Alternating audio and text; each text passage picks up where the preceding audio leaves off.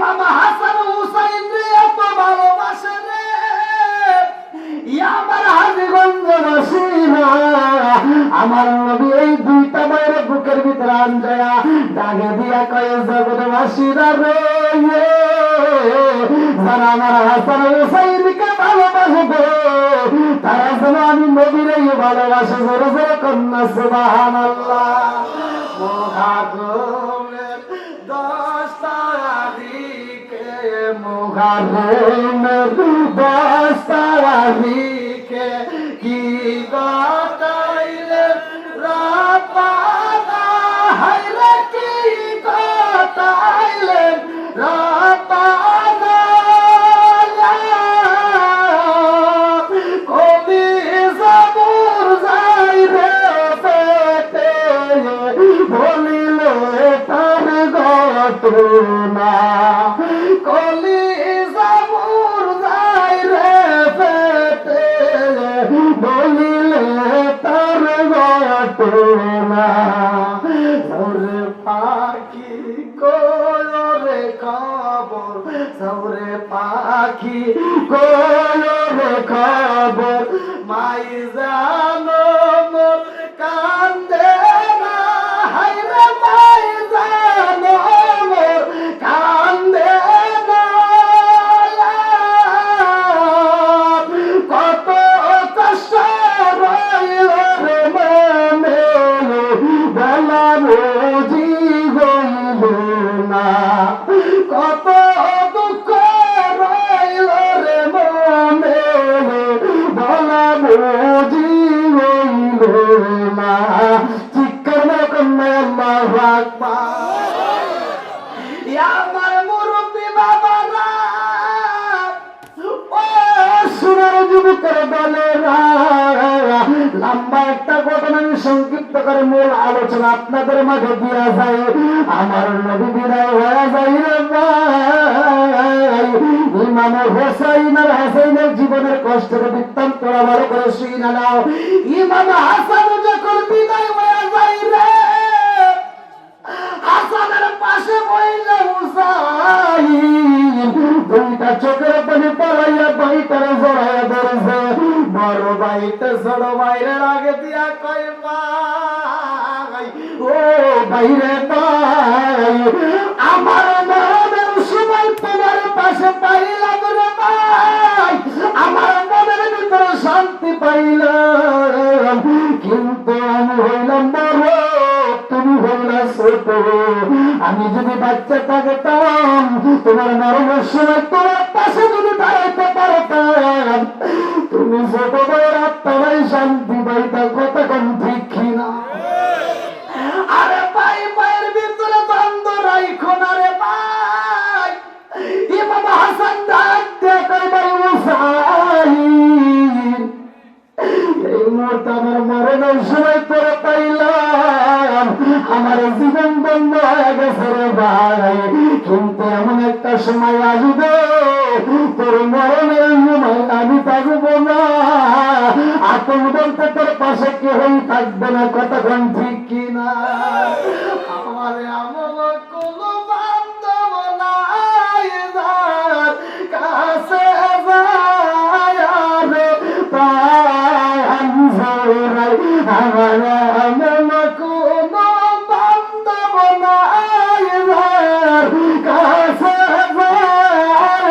রে প্রাণ জোড়াই। চিৎকার করে কন্যা আল্লাহু আকবার।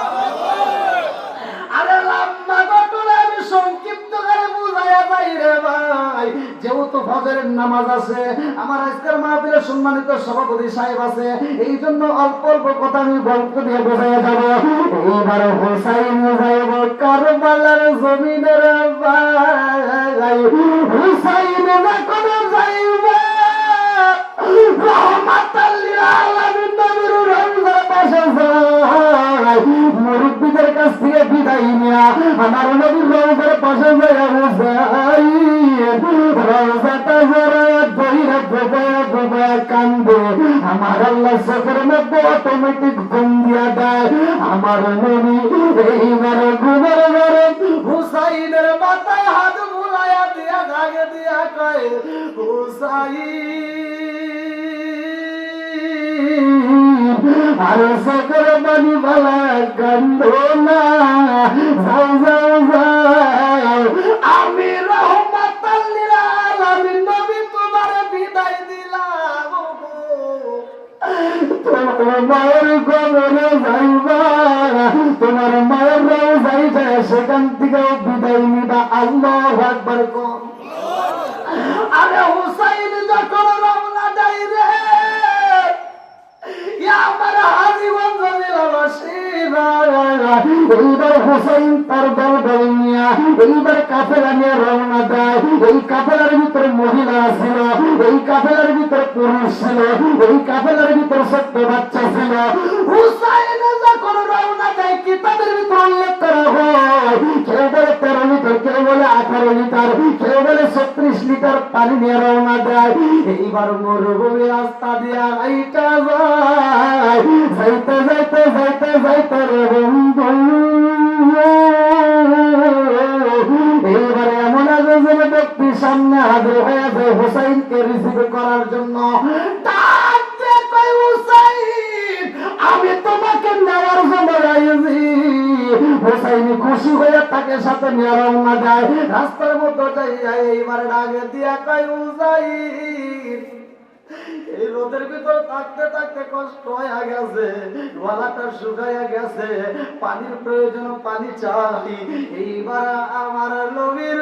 আওলাদ দুইটা চোখের পরে ছাইরা দিয়া কান্দে আর কয় আর দেরি করা যাইবে না এই মুহূর্তে আমাদের কাছে পানি আছে তোমাকে পানি দিলাম আর পানি যখন দেয় গরমের ভেতর পানি দিয়ে গোসল করে পানিটা পুরে পালায় হুসাইন তো বোঝে নাই সারাকে যাইতে যাইতে কারো বেলার নগরে হাজির হয়ে যায় হুসাইনের ঘোড়ার পায়ের খুরো যখন দাইবা যায় হুসাইনে কান্দে আর কয় শহর মাদুরে আর দেরি করা যাইব না আমি বুঝতে বেলাই আমার নানার ওসিয়ত কবুল হয়ে গেছে আমার নানা যে ওসিয়ত করেছে রে প্রমাণ পাওয়া গেছে আর সামনে যাওয়া যাইব না এখানে আমাদের তাবু টানাইতে হবে এইবার তাবুটা টানাইয়া মহিলাদেরকে তাদের ভিতরে ঢোকায় দিছে আল্লাহু আকবার বাবুদের পর্দা করে আছে না কারবালার প্রান্তরে পর্দা চলে কথা বলি ঠিক কিনা কারবালার ময়দানে পর্দা চলতেছে তাবুর ভিতরে ভালো করে শোনেন আর আমার মা বোনদেরকে পর্দার কথা বললে ওদের ভিতরে আগুন চলে আছে না নাই রাগ করেন না ভাই শুধু ওয়াজ করলে হবে না মাঝে মাঝে আমি বলছিলাম ওয়াজ করা যাবে কি সবাই রাজি আছেন ওয়াজ করতে পারবো মানে ওয়াজ না ওয়াজের মাঝে মাঝে ওয়াজ যদি আপনারা মনে করেন যে না আমাদের ওয়াজ করার দরকার এখানে ওয়াজ করেন শুধু ওয়াজ করবো না ওয়াজ করবো দুটোই দরকার আছে কথা বল ঠিক কিনা 100 বলেন ঠিক কিনা এই ইমাম সাহেবের বইয়ের পানি বড় লাগে না ঠিক কথা বল না কে ডাক্তারের বইয়ের সিজন লাগে না ঠিক কবিরাজের বইয়ের পানি বড় লাগে না কথা বল ঠিক কিনা আর আমাদের মহিলাদের বর্তমান সময় কি হয়ে গেছে পানি ভরা তো সাথে বাদি দিলাম পেটে বাচ্চা আসার আগে নিয়ত করে শিং কাটে ভাই করা লাগবে ঠিক স্বামীরে ডাক দিয়ে কয় শোনো ডাক্তার কইছে আমাকে রেস্টে থাকা লাগবে আছে না ডাক্তার কইছে তুমি টাকা গোছাও কাটতে বাইর করা লাগবে ও আগে নিয়ত করে আছেন নাই কুত্তর দিকে চায় দেখো বছরে 7-8টা বাচ্চা দেয় একটা কুত্তর সিজার করা লাগে না তুমি একটা বাচ্চা দেওয়ার জন্য রেডি হয়ে যাও বাচ্চা পেটে আসার আগে তুমি নিয়ত করো কাটা লাগবে তুমি কাটবে না কাটবো গিরা কথা বলা ওই মহিলাদের পেটে বাচ্চা আছে ও কোরআন হাদিস কিচ্ছু বলে না ঘরে কোরআন পড়ে না 5 ওয়াক্ত নামাজের করতে পারে না শ্বশুর শাশুড়ি খেদমত করে না স্বামীর খেদমত করে না সারা দিন খালি টিভি নিয়ে বসে থাকে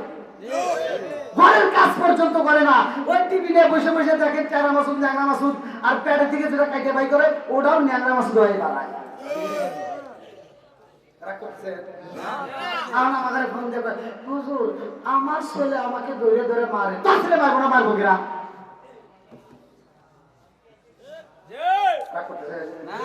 তাহলে পর্দার দরকার আছে নাই 100 বার আছে নাই বাবা আব্দুল কাদের জিলানী রহমাতুল্লাহ আলাইহির মা পর্দা করত তিনি এমন পর্দা করছে এমন আমল করছে তার সন্তানটা বড় পীর আল্লাহর ওলি হয়ে গেছে কথা কোন ঠিক কিনা আমার বড় পীর ওলিয়া বাজারি বেটা যা বাচ্চা দিল রে ফোটায়া আমার বড় পীর ওলিয়া বাজারি বেটা যা বাচ্চা দিল রে ফোটায়া সবাই মিলে তাজিম করে দাঁড়ায়া দাঁড়ায়া হায় সবাই মিলে তাজিম করে দাঁড়ায়া দাঁড়ায়া বাজারি বেটা যা বাচ্চা দিল রে ফোটায়া আমার বড় পীর ওলিয়া বাজারি বেটা যা বাচ্চা দিল রে ফোটায়া আল্লাহু আকবার মা বোনেরা এখান থেকে ওয়াজটা শোনার পরে যেই মারা পর্দা করবে না বোঝা গেল ওই মারা ওয়াজ বাড়িতে নেয় না শহর বানুকে এইবার পর্দার ভিতরে ঢুকায় দিছে আল্লাহু আকবার কম সব মহিলা যখন পর্দার ভিতরে ঢুকা যায় রে আমার হাজীগঞ্জ তালাবাসীরা এইবার ইমাম হুসাইন এইবার দুইটা চোখের পানি পড়ে কান্দারে কয় সর্বদাসীরা বুঝা পালাইছি আমরা আগাইতে পারবো না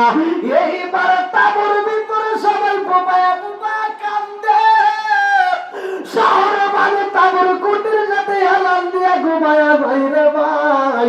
এইবার শহর মানে ঘুমের ভিতর থেকে একবার ঠাস করে লাভ দিয়ে উঠতে পারাইছে হুসাইন আগে দিয়া কয়ে শহর বানু কারণটা কি হয়েছে এইবার শহর বানু বোবায়া বোবায়া কান্দার কয় আমি ঘুমের ঘরে কি দেখেছি জানেন আমি ঘুমের ঘরে তাকায়া দেখলাম এই কারবালার প্রান্তরে মহিলা পাগল ফুপায়া ফুপায়া কান্দার কারবালার ময়দানটা ঝাড়ু দেয় আমি যখন তাকায়া দেখলাম কারবালার ময়দান ঝাড়ু দেয় একবার ঝাড়ু দেয় আবার একটু করে আসল দিয়ে চোখের পানি গুলো মুছে আমি পিছন থেকে ডাকে দিয়া কইলাম কে গো আপনি এই কারবালার ময়দান ঝাড়ু দেয় আবার ফুপায়া ফুপায়া কান্দের কারণটা কি এইবার পিছন দিকে ঘুরিলাম দুইটা চোখের পানি চাইরা দিয়া কান্দের কইলার বাজুরে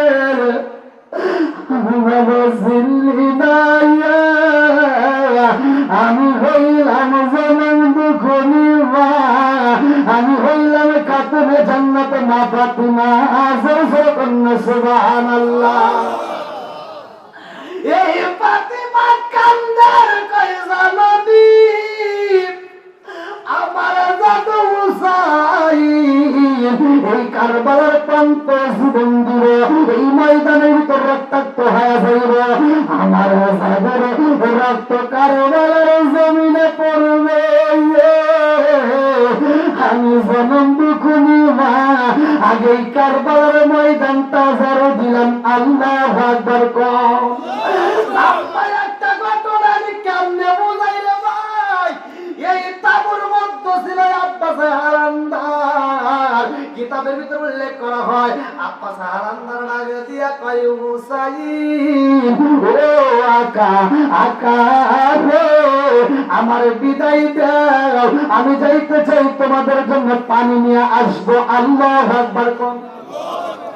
আরে শহর মানুষ পানি চায় ছোট্ট ছোট্ট বাচ্চারা পানির জন্য ছোটপট করে রে ভাই পানি পাই না আব্বাস হারান্দার ডাকে দিয়া কয়ে আকা এইবার যেই থলেটা আছে চামড়ার একটা থলে কিতাবের ভিতরে উল্লেখ করা হয় এই চামড়ার থলেটা নিয়া এইবার আব্বাস হারান্দার পানি আনার জন্য চইলা যায় আল্লাহু আকবার কো এই বেঈমানের দলের তাকায়া দেখে আব্বাস হারান্দার পানির জন্য আসে। এইবার তারা নদীটার চারপাশ দিয়ে ঘেরাও করে পালাইছে। আব্বাস হালান্দার ডাকে দিয়া কয়, জগৎবাসীরা রে, যেই নদীটা হইলে তোমরা হইতা না, যেই নদী না হইলে তোমরা নদী পাইতা না, যেই নদী না হইলে পানি পাইতা না, ওই নবীর আওলাদের মুখে পানি নাই, পানি চাই, পানি চাই। বেঈমানরা ডাকে দিয়া কয়, আব্বা ও আব্বাস, পানি দিতে পারবে না, এই মুহূর্তে আমাদের সাথে যুদ্ধ করতে হইব। আব্বাস হালান্দার ডাক দিয়া কয়, আমি তোমাদের মাঝে যুদ্ধ করতে আসি নাই, আমার এক তলে পানি দাও, আমি নবীর আওলাদের মুখে পানি দিয়া আমি কথা দিলাম তোমাদের মাঝে আসবো, তখন যুদ্ধ করব। আল্লাহু আকবার। বেঈমানরা বলতেছে না, আব্বাস হালান্দার পানি দেওয়া যাবে না, আর আব্বাস হালান্দার যাইতেও দেব না। এইবার আব্বাস হালান্দারকে ঘেরাও পালাইছে। কিতাবের ভিতরে উল্লেখ করা হয় এই কারবালার মর্মান্তিক ঘটনাটা। আব্বাস হালান্দার দুইটা চোখের পানি ফালাইয়া কইতেছে, আমাকে পানি দাও, এক থলে পানি দাও, আমি কথা দিলাম পানিটা শুধু তাঁবুর ভিতর দিয়া এরপরে আমি চলে আসবো, যত মারার দরকার পড়ে তোমরা আমাকে আত্মা বইয়া মাইরো, আমি বাধা দেব না। আল্লাহু আকবার। কিন্তু বেঈমান তো ঈমানের স্বাদ নাই, কথা বল ঠিক কিনা?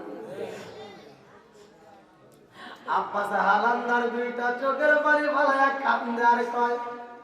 আরে শহর মানুরে কথা দিছি, আমি নবীর আওলাদের মুখে পানি দিতে চাইছি, আমারে আর বাধা দিও না।